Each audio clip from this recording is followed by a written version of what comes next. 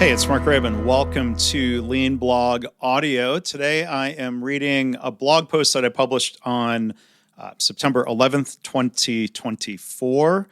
It's kind of a silly post considering how somber that day, that anniversary of September 11th, 2001 is. So in hindsight, here's a blog post about me complaining about Starbucks, which in perspective is not the most important thing, but it's a story of technology and process.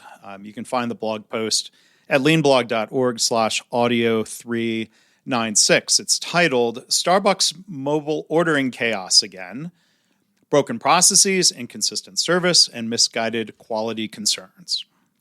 So I've blogged about this before, and there's a link to previous blog post in the post that I'm reading. But I'm going to go back to problems at Starbucks again with today's post and episode. Starbucks has a new CEO, again, who is talking about how the coffee shop experience there is broken. Many aspects of the Starbucks mobile order process are broken. And that's not just, the ordering process is fine. It's really the fulfillment process of the drinks in the stores that is kind of a mess. Now, most of the time, after I order from a location a few minutes away, Starbucks stores make my nitro cold brew before I arrive. That's how mobile ordering works. But some locations claim they don't like to make the nitro until they know the customer is there, so it doesn't go flat, which is the language they've used. Honestly, as a consumer of these drinks, that's not really a concern. It doesn't go flat. They think there's a problem. I think they're showing concern for quality, but they're talking about like this initial Guinness-like cascading of the nitrogenated beverage. That's cool to look at as it settles down, I guess. There's a picture in the blog post, but the beverage is hardly flat when that's done. I sometimes nurse one of these drinks for an hour, and that foaminess of the nitrogenation, it's still there. It's not flat. It gets warmer, but it's not flat.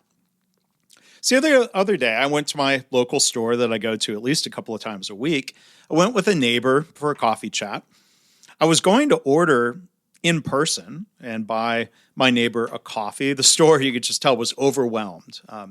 Nobody behind the counter would make eye contact or greet us, yet alone take an order. Nobody looked and said, well, hi, welcome, we'll be right with you.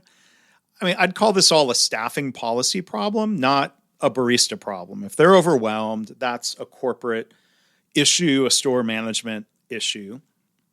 So I stood there near the register and I ordered through the mobile app, again, right in the store.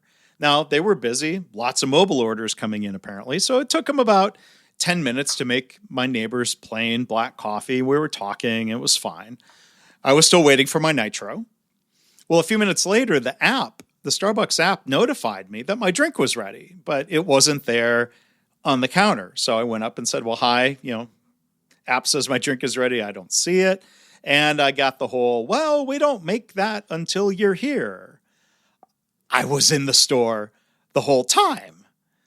They have no way of knowing if or when I'm there in the store. That process decision to wait to make the drink, wait to make it until I'm there, it makes no sense. It can't be executed. The Starbucks app and the GPS function don't ping them to let them know I've arrived. So, I asked the barista only half jokingly, and I wasn't angry, but I was a little animated. So, well, am I supposed to come in and wave my arms and announce, hi, I'm here for a nitro? And they answered, you could do that. The process doesn't make sense. The inconsistency about when they make the nitro, when you order it, when it comes up in queue, when you're there, how would they know? It doesn't make sense. So I think there are some lean lessons for the mobile ordering and fulfillment process to be improved.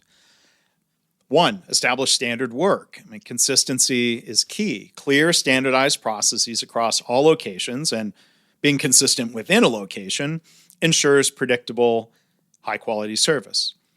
Two, focus on true customer value. Quality should be defined by what matters to the customer, not what I think are misguided concerns that don't add value. It just adds waiting time. 3, align staffing and workload and workflow to demand.